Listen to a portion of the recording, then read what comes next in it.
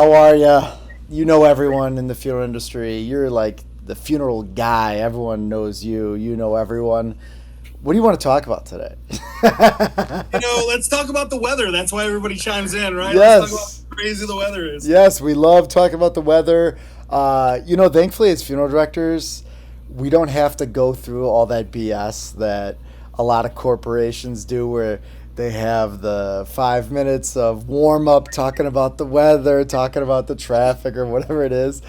I love that we all can just get together and we know each other's vibe and you just go right into it. You don't have to do all that stuff. So it's a very good point. But for anyone that doesn't know Ryan, previously came from a family funeral home in Chicago. Come on, you got to love him already.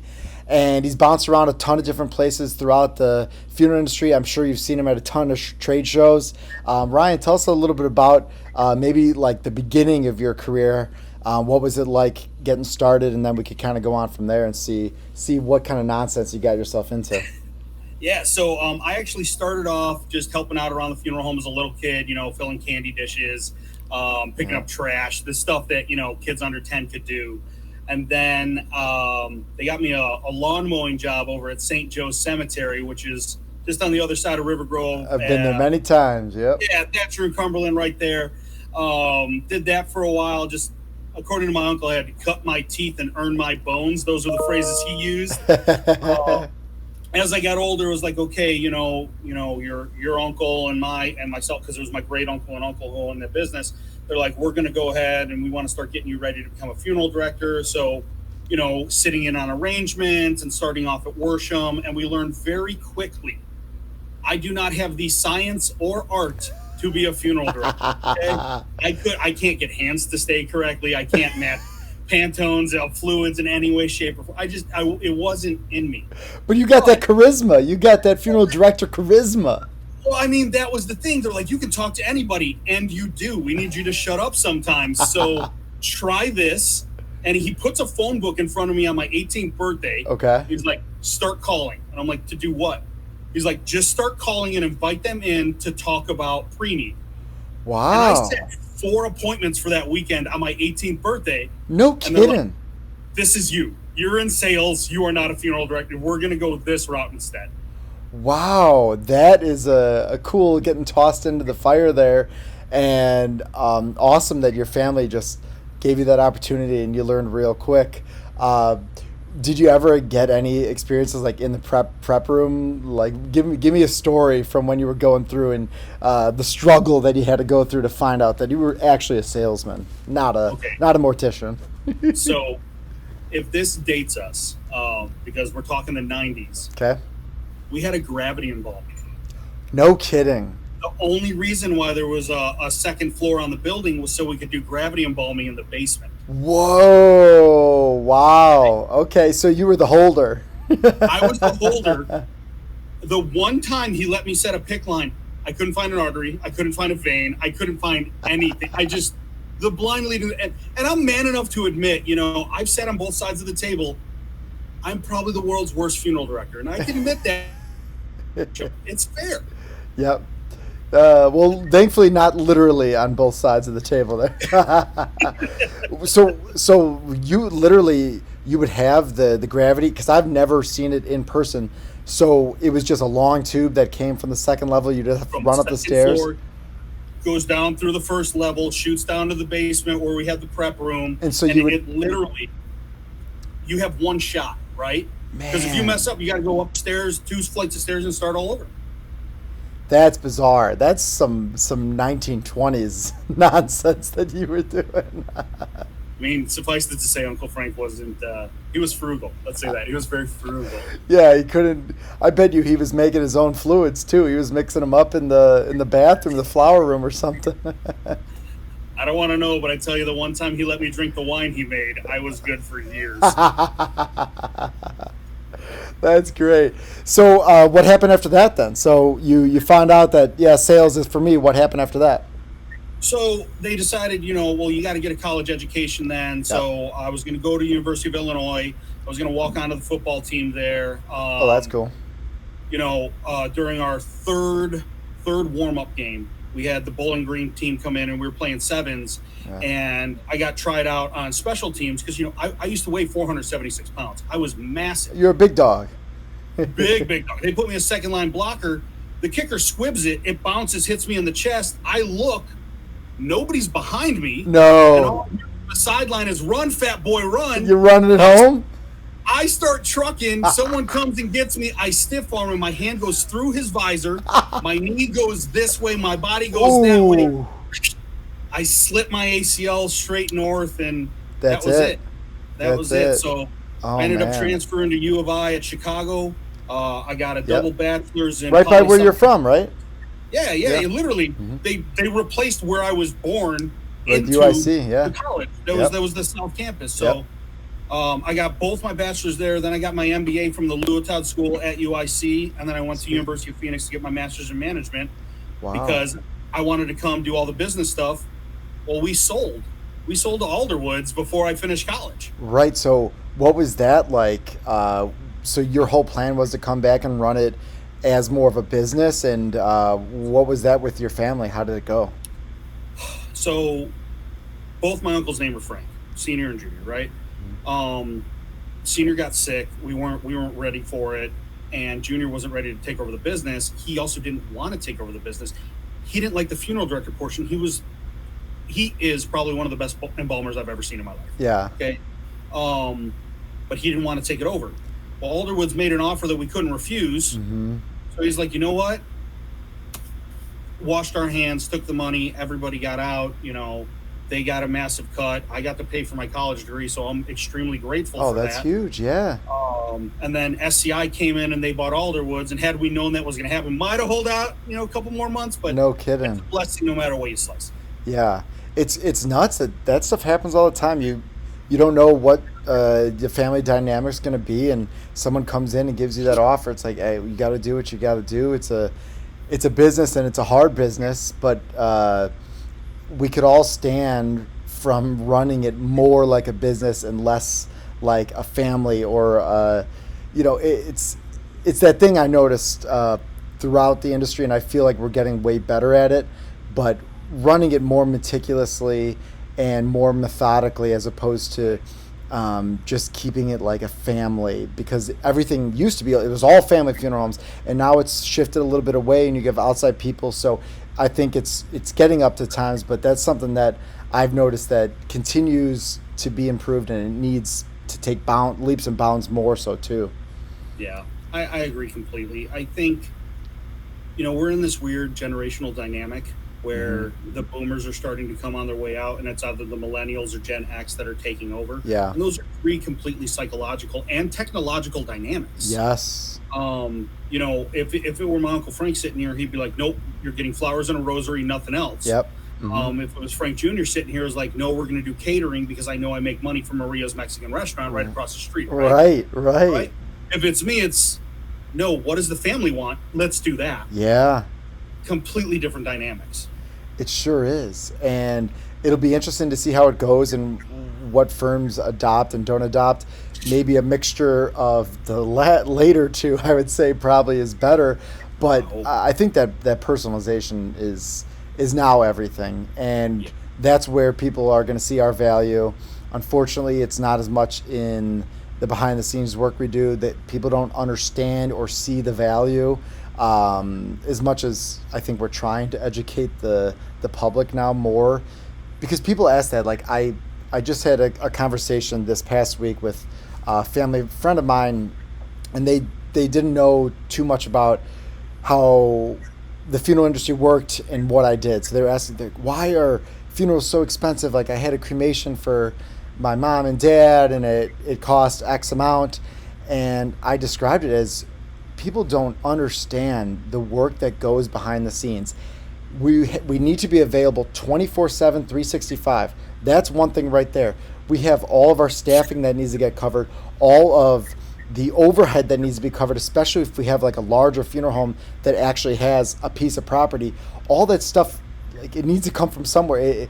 It frustrates me sometimes, and it shouldn't. I should take a deep breath. But when people don't understand why the prices are what they are, you're going to pay $100,000 from a wedding, but you're not okay with spending $2,000 on a direct cremation for your loved one, I don't see the.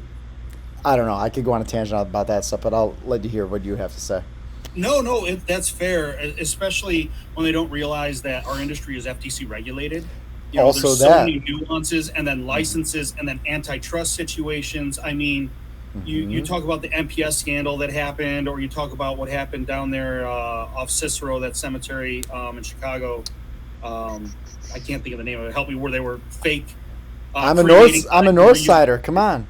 All right. Well, it was 119 Cicero.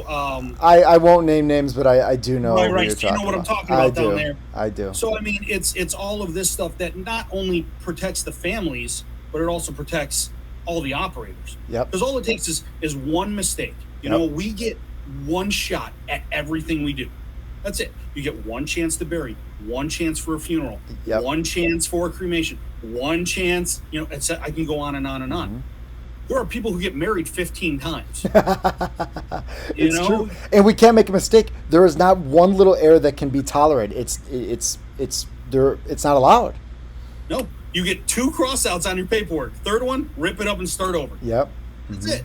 That's it. You know, you talk about having to be, almost flawless at all times. Yeah. And think about it, because we normally function within the communities that we are also working in. We live in them. Yes. I lived, 10 minutes from the funeral home. Yep. If I got lippy, as a rude high schooler, because I had a crappy game on Friday night, and I walk into Caputo's and I start mouthing off in the produce section. Yeah. This is what they're raising over there. I don't want to go talk to him, and it can cause all sorts of turmoil.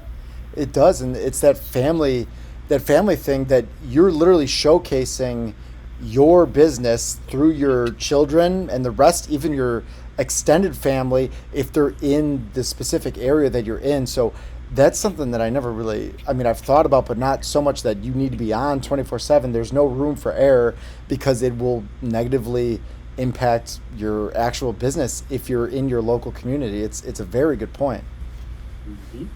Just food for thought. That's all. I like it. So what happened after that? So you got your degrees, your family sold, and you're out of luck. What happens? So with a poli-sci degree and an MBA in 2008, you can probably imagine, especially an econ degree, there really wasn't a lot of work during the housing bubble crisis. So I got a job doing private security, and I was working for a nightclub group known as Spy Chicago, which owned Spy Bar, which is still in Chicago, and Sound Bar, and all those ones over on Franklin. Yeah, I know.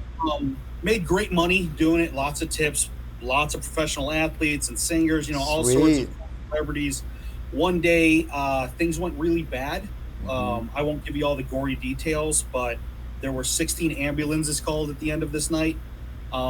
Me thinking that I'm the toughest person in the world, I just drove home. I woke up the next morning, I couldn't feel my legs. In the scuffle, I ended up rupturing 8 discs in my spine, my entire lumbar, my T8, my C2, C3, C4. Holy crap. I had 3 surgeries on my neck, got that repaired. I refused to do it on my back. And the chief surgeon at the time of Loyola, the chief surgeon for the Bears and the workers' comp doc, all said I'd never walk again. I told them 2 very choice words. I bet you can guess what they were. Most of my family is military, and my sister was finishing her AIT out in Hawaii. She's like, just come live with me and just stay here and figure it out. So I moved out to Hawaii for 13 months. Hey, there are worse things. I went up to Waimea Falls, which is the healing waterfalls in Oahu, and every day while she was at work, I walked in the ocean. I walked in the waterfall. I basically just did water walking, ended up shredding off about 100 pounds. Wow. I'm still here, man. I'm still here, and I'm good. That's a great story. That's super cool. You got to tell me a little bit what happened. Come on. You got to tell me something. My client, who I still have a signed NDA. Okay. I cannot say who he was, but he got in a fight with a person much younger than him, much more healthy than him, over whose Ed Hardy V-neck was the correct depth. Remember those, the Ed Hardy and Affliction shirts? So he starts poking in this kid's chest, who's probably 25, 6% body fat. Yeah. Boom, knocks him out cold. So, of course, I have to get in. I'm calling for backup. I'm fighting this guy. Second guy comes in, hits me in the back of the head with a bottle of Grey Goose. And unlike, in the movies. The bottles don't break. No, they don't. As I'm falling, I throw my arm. I catch him. He falls over my client who's passed out on the floor. Jeez. He hits his head on the bar. He's out. Nobody's coming to help. I'm screaming for backup in the walkie-talkie. I pull it off. It's separated. The whole cord, the battery was out. There's nothing. So oh my God. Now the third guy comes up. We're going, punch for punch. I'm dazed and confused. I get lucky again. He falls backwards over unconscious client whose name I'm not going to say. But he grabs my tie. Okay. I go with him. I land on my knuckles. They're all still broken. Yeah, dang. I can crack these all day. I ended up tearing my rotator cuff in my labrum. And then on the fall, that's probably when I did the C2, C3, C4. When I picked up my client, my entire back popped. Carried him up the stairs. My guys came over to help. We shoved him in the back of his Bentley. He left. God. These three guys come back out. Well, now we're on Franklin. We're like, listen, just no violence. It was work. Across the street is a rival gang. They get into it. We get in the crossfire. All hell breaks loose. Holy crap. We got 25 there. I mean, we got police there. We got 2 districts backing them up. Ambulance. It was bad. It was the worst thing I've ever seen in my life. Dang. That's just horrible. Horrifying. Stay away from River North after midnight. Nothing good happens. No doubt about it. My cousin is a bouncer. He's more in just north of downtown. For you would know, but like the Old Town Gold Coast area, he does a bunch of restaurants, right? So we were out one night, and we saw my cousin in his shirt and tie, and he's sprinting on the street, and we run over to him. We're like, Tommy, he's a professional boxer, right? And we're like, Tommy, what's going on? Like, what are you doing over here? And we were drunk, and we were like, whatever. And he's like, oh, guys, it's so great to see you, but someone just skipped out on their bill, and I'm trying to chase them down right now. I gotta go. And he just spits away. It was epic. It was too funny. Oh man. Okay, so naturally you pivoted after that. So Hawaii got healed, the healing waters, and then what goes on after that? I moved back here. I'm still looking for a job. Yeah. I enrolled in the University of Phoenix to get my master's in management because I wanted to be versatile, right? Sure. And I knew I needed to keep working out. So I talked them into giving me an interview at Lifetime Fitness. Yeah. I got hired as the assistant member services person because I wanted to work out there, but I didn't want to pay $75 a month, right? That's the whole reason. And the general manager's like, hey, you got the gift for gab. You ever think about sales? I'm like, I need a salary. They're like, it's 100% commission, but you could do well. I took the leap of faith. I went for it. I did very well. Nice. And then, were you selling memberships or personal training? Yeah. 100% member. I definitely didn't look like a personal trainer. I still don't look like a personal trainer, but they were selling memberships, and they're like, hey, we have a promotion opportunity. You can go out to Overland Park, Kansas, where your old boss is, or you can go to Ajax or Apex, North Carolina, where you know no one. I'm like, well, that's an easy sell. Take me where I know someone. Right. And came out here, had the time of my life, set a whole bunch of records. Ended up, meeting the woman who would give me my daughter, and ended up meeting a regional vice president of sales for SCI, who was one of my members, who became a very close friend. Okay. He's like, you work 14, 15 hours a day, 7 days a week for what, $100,000 a year? If you're doing these type of sales with me, you can make way more working a 9 to 5 and do something where you're helping people on the worst day of their life. Yeah. I took the plunge, and SCI was, what a great, I loved working for them. I loved almost everybody who I saw there, helping people, growing people, taking a losing location and making it into, 80% of the team got Century Club my first year there. It was awesome. And, very cool. So many great relationships from the C-suite down, just a whole bunch of friends. I loved it. That's awesome. It's funny how the funeral industry just always brings you back in. If you got that in you, it always has a way. That's for sure. So how long were you there, and what happened after that? So I was SCI Kansas City for a short while, maybe like a year and a half, 2 years. Then was at Houston for like a week, and then they sent me up to Chicago to run their PPA team. Turned that around, did well.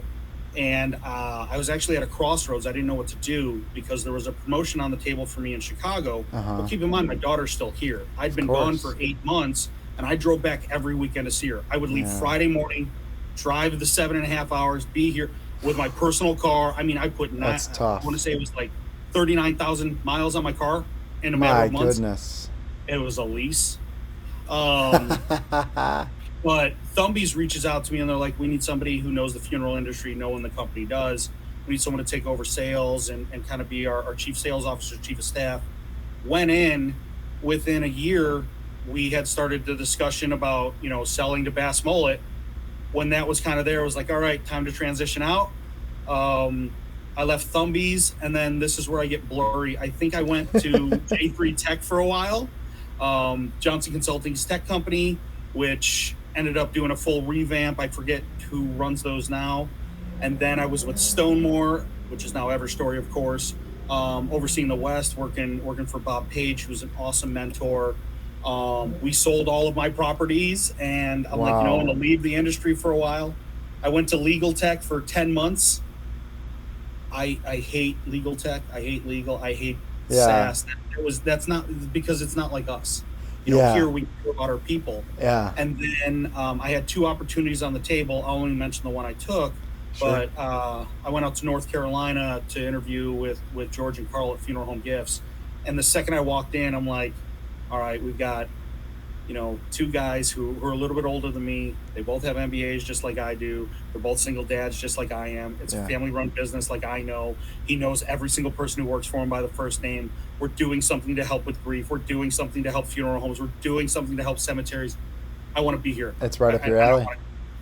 So I there was no chance I wasn't going to fight for that job. That's awesome. That's great. And how's it been going so far with them? How have you enjoyed it? I love it. I love it. I get to see all of my friends again at the shows, so that's always the first thing. And, we're known as the blanket guys. Nobody knows that it's Funeral Home Gifts. Right. Some companies think that we're our parent company, which is Pure Country Weavers, which has been around for 40 years. But it's nice because at NFDA, get to make new connections, be like, hey, here's the blanket. The blanket. Here's the other versions. Here's a Sherpa blanket. Here's our urn. Mm-hmm. Did you know we have this urn, which is the only one in the industry that can do this? And it's just opening up their minds and new ways to serve families, and it's awesome. Yeah, tell us a little bit about it for anyone that doesn't know what Funeral Home Gifts is. Like, give us a rundown of what you do. Give me your best sales pitch. So Funeral Home Gifts, which has been around for about 16 years, owned by our parent company, Pure Country Weavers, which has been around for 40 years, is the foremost tapestry maker in the entire world. We produce woven blankets primarily made 100% in the United States of America in Tryon, North Carolina. We can customize any of our products fully to whatever you want. Signatures, pictures, you name it, we can put it on there with over 19,000 various combinations of graphic art and backgrounds. Wow. Everything that we do, if an order is received by 2:30 Eastern time, will arrive at your location next day. That's ready awesome. For the industry, that's the key, because you don't know those quick turnarounds, they'll get you, and that's what you need to be able to do. That's awesome. Right. Well, what is your, keep going, sorry. No. So we're known as the blanket guys, right? That's our bread and butter. We're the only ones who can weave a blanket in 15 minutes flat, right, and get it to you next day. We also have our Sherpa blankets, which are soft and have more vibrant colors. They cost a little bit more. They're not as large, but it's just a different texture and a different way to honor them. The coolest thing that we have, in my opinion, and I don't want to down talk our ties or our pillows or our cap panels, which are fantastic, or our acrylics, but we do this urn. Good plug of all that, though. Nice. Our urn, our universal urn, and we call it the 946A because it's 9x4x6, is the only urn I've ever seen in my entire life that can be fully personalized on 4 sides. Okay, it has NASA grade aluminum and marine grade polyfibers at top and bottom. Dang. It's airtight. It can be delivered next day. It costs less than every other urn in the industry. It can be buried in the ground without an outer burial container. It can be submerged in water and for water burial without an outer burial container. It can be shot into space if you want an astral burial without an outer burial container. And it still looks gorgeous in a glass front niche or on mom's mantle. That sounds crazy. What do you mean by the four sides of personalization? So you could have your images or text, whatever you want, on all the different sides. Then. Whatever you want. I have 10,000 backgrounds and 9,000-ish pieces of graphic art. Yeah. We can put all of that, or I can take a picture of you, put it on one side in whatever word fonts you want, scriptures if you want it. Heck, if you want to put, the Nike logo, just do it. I'll put it on there. I don't care. Yeah. Whatever honors you properly, that's what we're going to put on. That's cool. That's interesting, and gives a family another option, and that's pretty cool. I want to hear more about maybe your experience, like in the other aspects of funeral service. Did you feel like once you got into working for SCI, were you like, this is where I belong? Like I need to be back in the funeral space. Like, is that why you kind of bounce around from different in this realm, or is it more so that you've made these connections over these years and now it's just the best fit for you? I'll say this: working in the nightclubs and doing all of that stuff, being around alcohol and drugs and that type of life, that doesn't fit my moralistic views, right? Mm-hmm. It was tough to wake up at 8 p.m. and work till 8 a.m. knowing that, am I going to get thrown up on today? Am I going to see drugs today? Am I going to have to stop someone from being assaulted? It was that. It was a complete different type of stress that I never want to go through ever again. Yeah. Right? Working in the fitness industry, it was like, oh yeah, I'm going through this too. I'm trying to lose weight. I'm trying to be healthy. I'm trying to fix my spine. Let me help you. And for those people who had similar goals, I was 100% about that, but there was something missing because it's still a gym. When bro is the most common word you hear on a conference call. Bro, how many shifts did you rip today? Ships were memberships. God.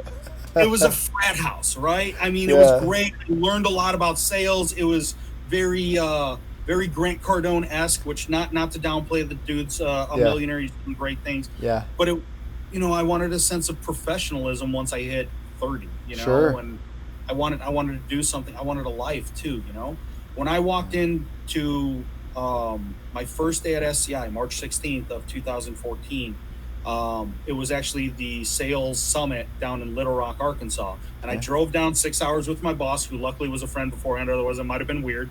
That morning, I found out that we were going to have a baby. So my mind was already racing. I met with the not the market director, the person above the market director. And we all went to dinner, kind of talked about it. And the next day they're like, listen, we have an open spot in Louisiana, but there are a couple people who are underperforming. We might do some shifting. So when I walked in, every sales manager hated me because they knew I was there to either replace someone or fill this void where no one was successful. Right. Yep. And once the first day got done and it was, they kind of felt me out, it got a little bit lighter. The second day, they brought in the chief of police for Little Rock to give a pep talk. And you'll appreciate this because as he's talking how he doesn't know funeral industry, he's like, but you know what I know? I know basketball. Yeah. And I can name every single player who ever played with Michael Jordan. I'm like, there you go. He starts naming up, Scottie Pippen and Dennis Rodman, but you might not know the lesser known players. And I'm like, who? Luke Longley and PJ Brown? And I go, finally, something I know. And it got a huge laugh. It de-escalated and everybody let me in. Yeah. And the second they let me in, it's like, this is what it was like with my uncles. We'll give you crap, but we're going to pick you up. We're going to coach you. Because if you make a mistake, that makes all of us look bad. So everyone's lifting each other up, right? Yeah. It's that altruism that exists, whether we talk about it or not. It exists. It's nobody the dynamic. Wants to fail. Yes, it's the dynamic. Yeah. Let's pick everyone up. Let's make everyone better. That's what I was missing. Yeah. I love that. That's a super cool story and very true. And I think that's part of the funeral industry overall is growing more in that way too, in my opinion, where we're all trying to better each other. When I was growing up, it's the competition. They were enemies for us back in the day. I don't know if it was the same thing for you guys growing up, but for us, it definitely was. Like my dad knows it too, and my uncles and my grandfather would have said the same thing.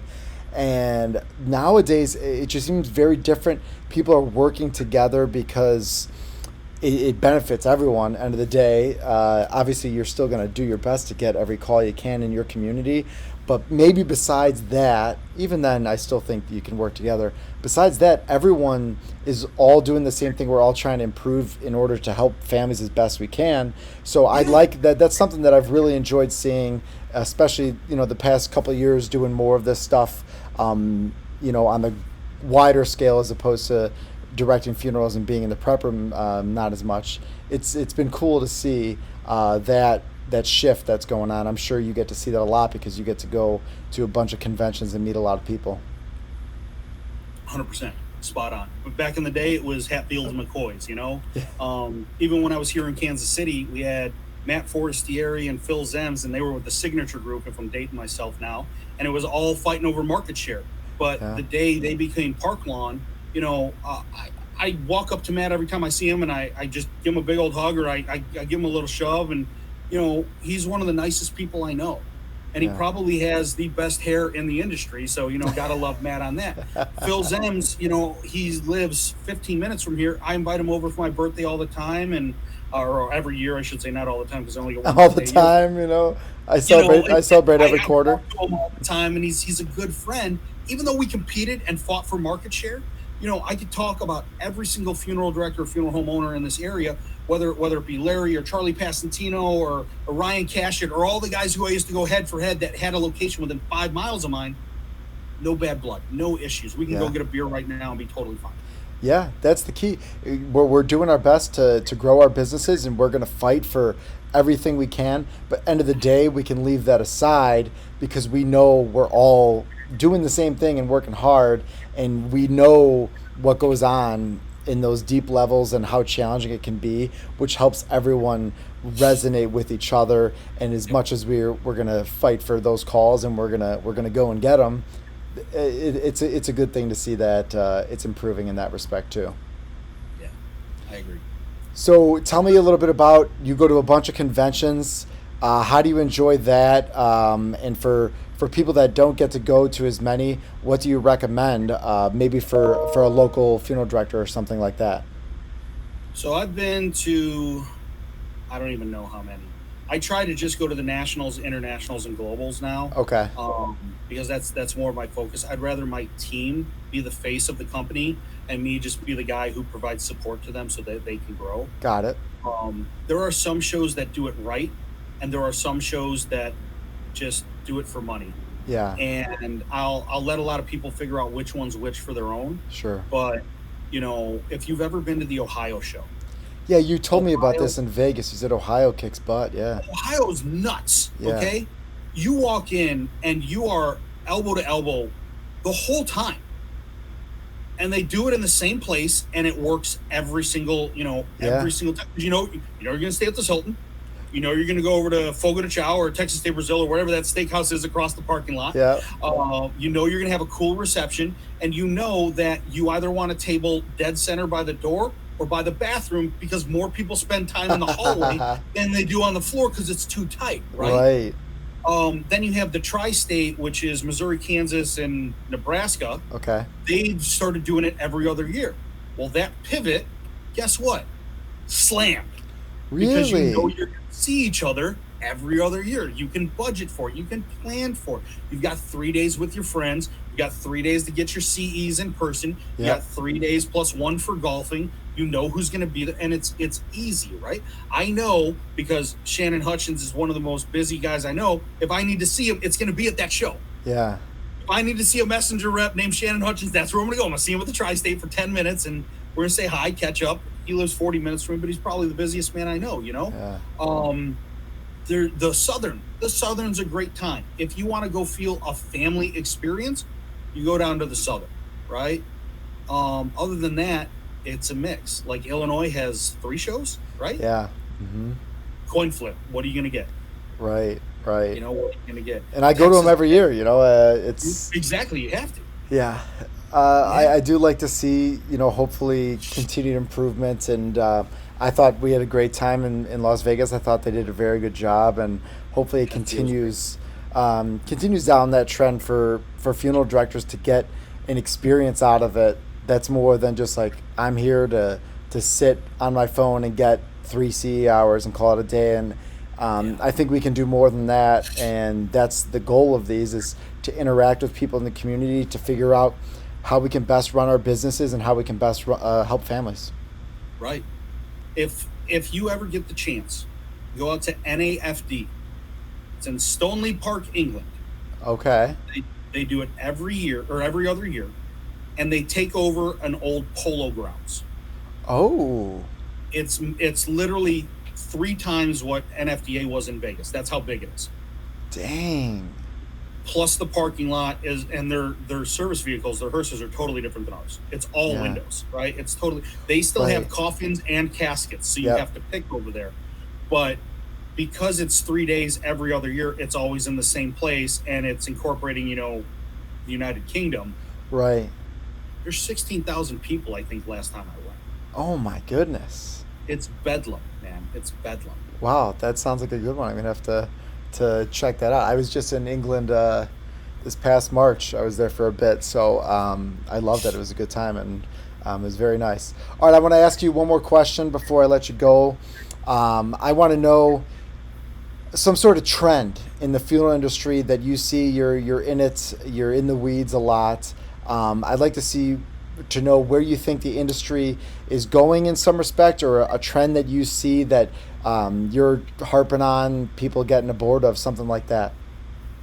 So what I'm hearing a lot of, the more condensed of an area that you come from, the higher the cremation rates seem to be spiking. Oh, okay. This phrase I've heard for years, and I'm seeing it more and more, but it's the longer the driveway, the shorter the bill.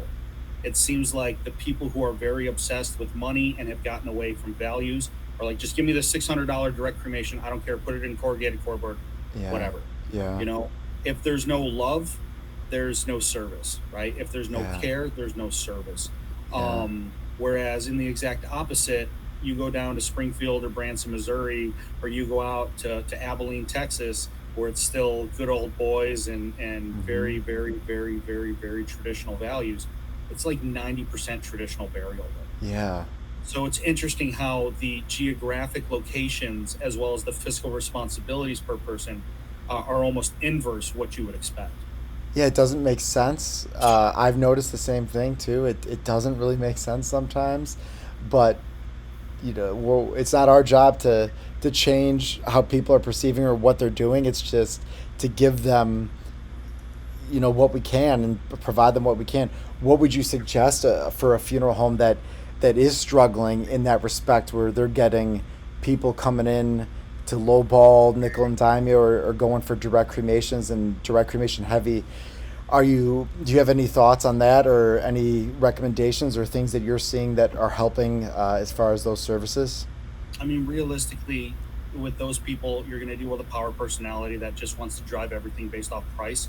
You need to figure out either a way to lower your cost of goods so that you can compete with some of the big market providers that have 20 retorts, and they don't have the issue of doing quantity. You have to find a way to provide quality and value. Shameless plug here would be doing a fully customized urn that costs like urns. But you have to find a way to change that mentality, right? Because if there is no love, it's not going to happen. And the one phrase that I've always used for the people who have ever asked me, well, how much is the cheapest thing you have? Yep. It's remember this, whenever you're talking to a family, I don't want you to leave here without all the options, because there's going to be 2 questions you can't answer. Did I do the right thing? And did I do what they have wanted? Ooh, that's deep. That's beautiful. I think everyone can use that, because we all know that you're going to get those calls, and they happen now more frequently than in the past too. Absolutely. And it's just a simple fact, and you're just giving them the options.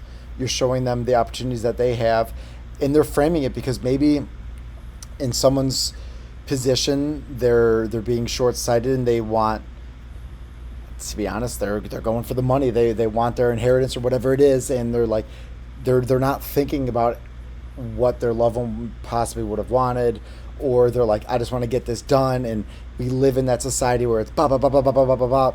So sometimes it takes someone to give you a tough question like that to open up your mind and say, yeah, you're probably really right. Like, I need to to think about what they would have wanted, or am I doing the best thing? That's a really valuable question that funeral directors can be asking. Yeah, it's my favorite. I don't remember where I learned it. I want to say it was Jay Jones from SCI who taught that one to me. Might have been Mark McGilly. I don't know, some old timers. Somebody put it in my head, and the day it was asked to me, it broke my heart, because I was like, oh my God, I've never thought about this once. Every single family I've sat in front of, oh God, it was one of those epiphanal damn moments. I want to write that down so and get it out there. People need to be using that, and it's not in a malicious way. It's not. We're just stating the fact how it is, and they need to hear. Like, some families need to hear that and kind of knock on the door and say, "Hey, like, just think about this for 1 second. If you're coming in and you're asking for the cheapest thing, if that's what you want, if that's your wishes, of course we'll do that for you.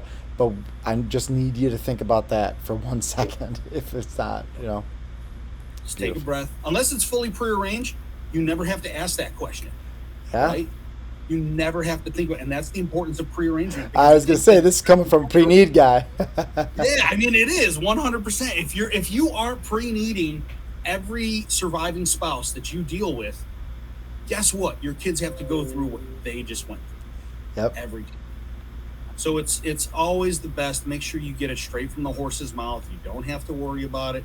I mean, literally, the day I found out I was going to be a father was the day I started with SCI. The very next day, I did my pre-arrangement. No kidding. I filled out the personal planning guide, knocked it out, found out how much it was going to be, was told if I wait till the end of the year, I get my employee discount. Waited until the end of the year and did it.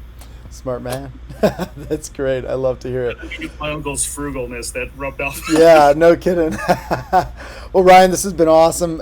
Great talking to you. Great hearing about all your success and your stories, and it's been really cool. And I think our funeral directors are going to get a lot out of our conversation about where our industry is going, and some helpful tips of what to do in the prep room. And if you're looking for a special, unique urn to get out there and distinguish yourself, you got to check out Ryan's stuff. And it's just been great getting to talk to you. It's fantastic. Ditto, brother. I'll look you up when I get to Chicago next month, and we'll go grab dinner. Please do. All right. Thanks, Ryan. Thank you so much for having me. I appreciate it.